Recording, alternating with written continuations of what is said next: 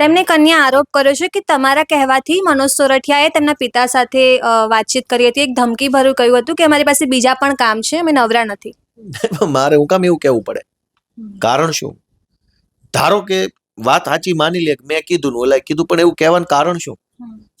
કોઈ પૈસાની લેતી દેતી, કોઈ સીટની લેતી દેતી, કોઈ કઈ હોદ્દો મળી ગયો, કોઈ એવી વાત તો હોય છે ને કે જેના કારણે મારે આવું કરવું પડે.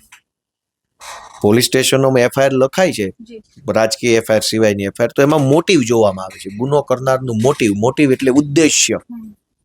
ચોરી કરી શું કામ ચોરી કરી, ખૂન કર્યું શું કામ ખૂન કર્યું, લાફો માર્યો શું કામ માર્યો, તો કે જૂની અદાવતના કારણે. કઈ અદાવત?